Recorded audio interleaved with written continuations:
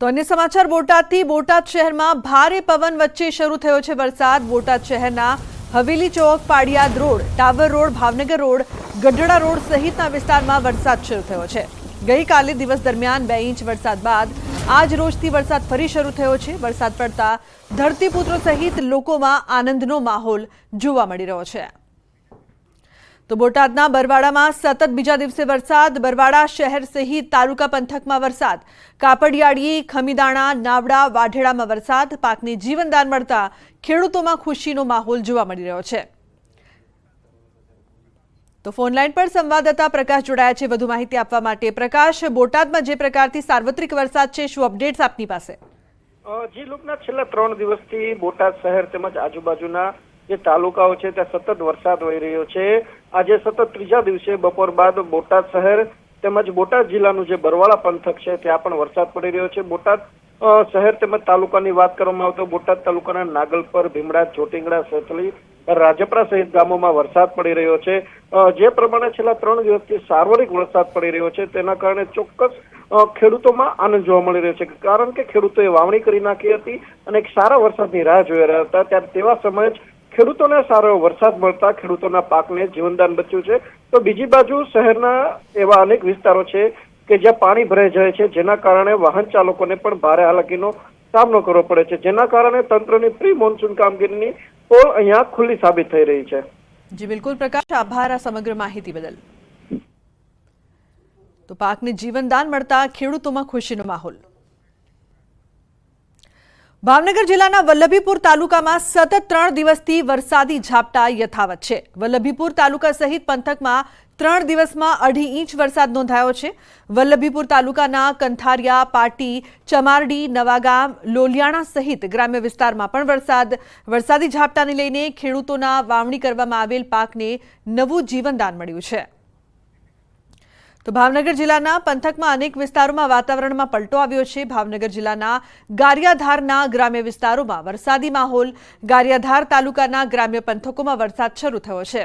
તો પાંચટોબરા, રતનવાવ, ફાચરિયા, સુરનિવાસ, આણંદપુર, પીપળવા, નાના ચારોડિયા, પરવડી, સુખપર, નવાગામ સહિત મોટાભાગના વિવિધ ગ્રામ્ય વિસ્તારોમાં વરસાદી માહોલ જોવા મળી રહ્યો છે।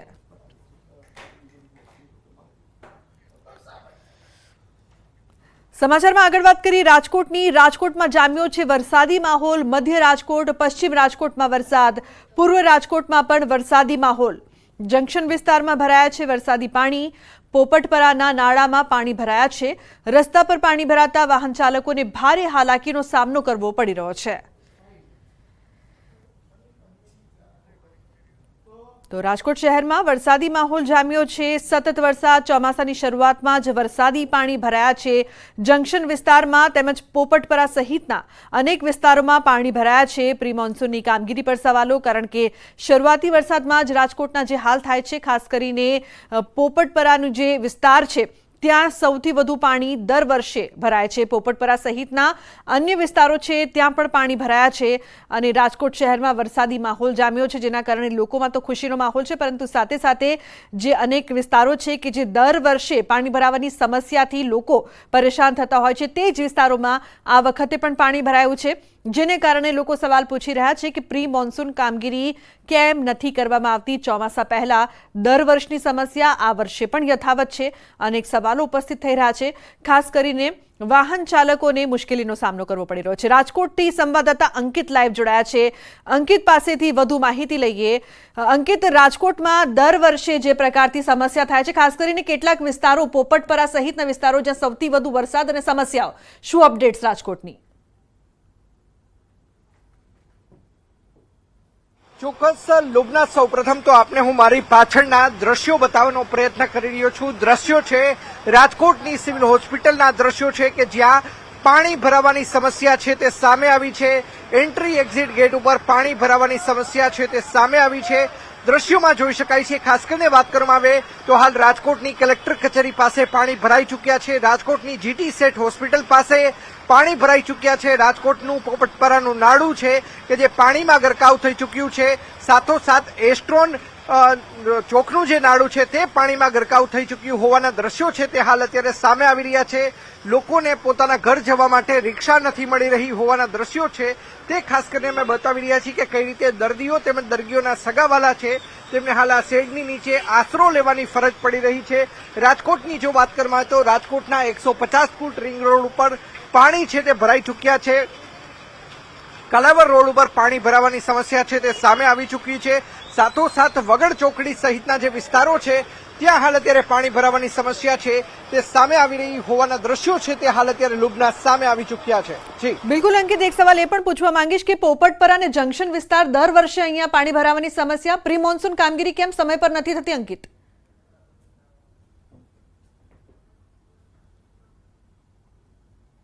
સૌપ્રથમ તો આપને હું મારી પાછળના જે દ્રશ્યો છે તે બતાવવાનો પ્રયત્ન કરી રહ્યો છું. દર વર્ષે ખાસ કરીને કેટલાક એવા પોકેટ એરિયા છે કે જ્યાં દર વર્ષે પાણી છે તે ભરાતું હોય છે.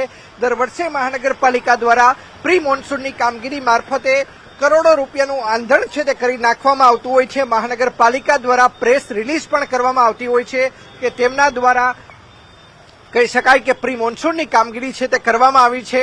પરંતુ સાથોસાથ દર વર્ષે લલ્લુડી વોકડીનો જે વિસ્તાર છે, રામનાથપરાનો જે વિસ્તાર છે, મંદિર પાસેનો જે વિસ્તાર છે, સાથોસાથ વાત કરવામાં આવે તો પોપટપરાનું નાલું છે, રેલનગરનો અંડરબ્રિજ છે, આ તમામ જે વિસ્તારો છે ત્યાં પાણી ભરાવાની સમસ્યા છે તે ખાસ કરીને સામે આવતી હોવાના દ્રશ્યો છે તે સામે આવી રહ્યા છે.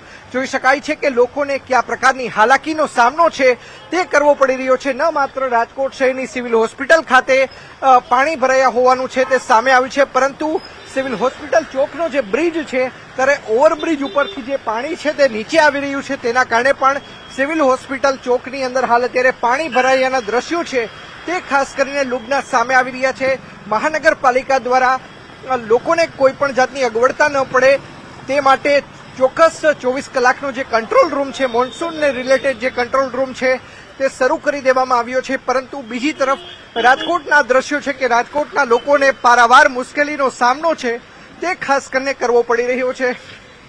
મધ્ય રાજકોટ હોય, પૂર્વ રાજકોટ હોય કે પશ્ચિમ રાજકોટ હોય, તમામ જગ્યાએથી પાણી ભરાવાના દ્રશ્યો છે તે ખાસ કરીને સામે આવી રહ્યા છે. અને આ જે દ્રશ્યો ખાસ કરીને સામે આવી રહ્યા છે આ દ્રશ્યો મહાનગરપાલિકાની જે પ્રી મોન્સૂનની કામગીરી છે તેના દાવાઓ પોકળ સાબિત કરી રહ્યું છે. મહાનગરપાલિકા દ્વારા જે બણગા ફૂંકવામાં આવતા હતા કે કરોડો રૂપિયાનું આંધણ કરીને અમે પ્રી મોન્સૂનની કામગીરી કરી છે, પરંતુ પ્રી મોન્સૂનની કામગીરીના લીડે લીડા માત્ર અત્યાર સુધીમાં 3.5 ઇંચ વરસાદ મોસમનો પડ્યો છે.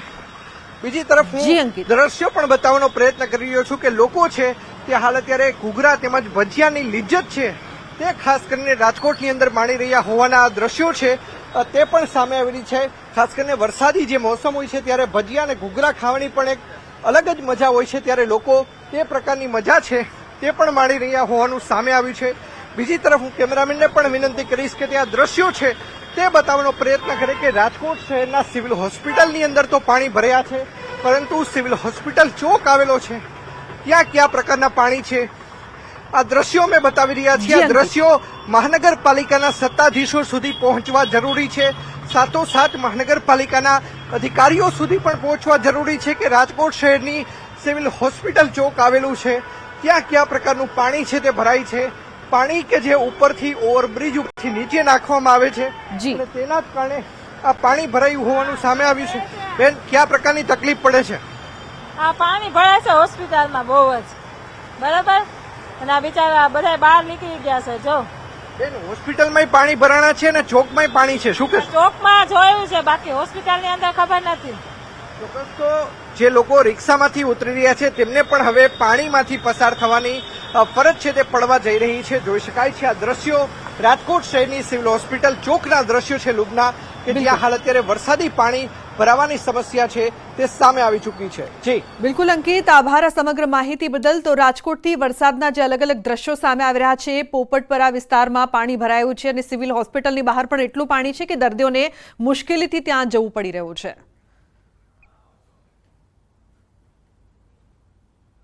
રાજકોટ શહેરમાં સતત ચોથા દિવસે વરસાદી વાતાવરણ છે તે યથાવત જોવા મળી રહ્યું છે. સવારના 11 વાગ્યાથી વરસાદી ઝાપટા છે તે શરૂ થયા છે. ખાસ કરીને વાત કરવામાં આવે તો અત્યારે અમે આપને જે દ્રશ્યો બતાવી રહ્યા છીએ આ દ્રશ્યો છે પશ્ચિમ રાજકોટના દ્રશ્યો છે. કલેક્ટર ઓફિસની બહારના દ્રશ્યો છે.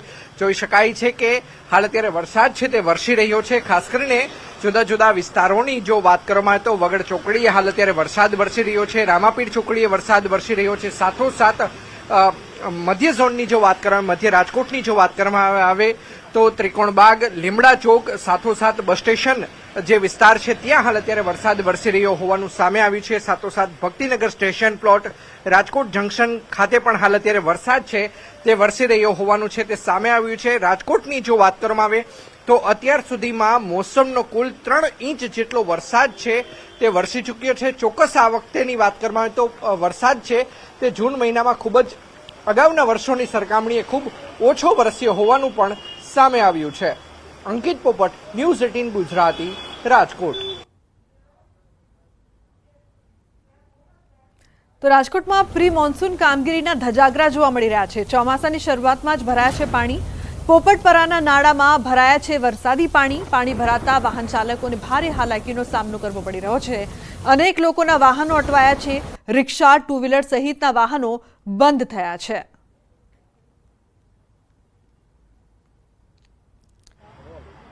રાજકોટમાં સતત ચોથા દિવસે વરસાદી વાતાવરણ છે તે યથાવત જોવા મળી રહ્યું છે. માત્ર અડધા ઇંચ વરસાદમાં જ રાજકોટના હાલ બેહાલ થઈ ચૂક્યા હોવાનું સામે આવ્યું છે. દ્રશ્યોમાં જોઈ શકાય છે. આ દ્રશ્યો છે રાજકોટના પોપટપરાના નાલાના દ્રશ્યો છે કે માત્ર અડધા ઇંચ વરસાદમાં રાજકોટના હાલ બેહાલ થઈ ચૂક્યા છે. રાજકોટ મહાનગરપાલિકાના પદાધિકારીઓ અને સાથોસાથ અધિકારીઓ દ્વારા જે પ્રી મોન્સૂનની કામગીરીના દાવાઓ કરવામાં આવી રહ્યા હતા આ દાવાઓ પોકળ સાબિત થયા હોવાનું સામે આવ્યું છે. જોઈ શકાય છે કે અડધા ઇંચ વરસાદમાં લોકોને હાલાકીનો છે તે સામનો કરવો પડી રહ્યો છે. પોપટપરાના નાલાની અંદર જે ખાસ કરીને આ ગોઠણસમા પાણી છે તે દેખાઈ રહ્યા છે.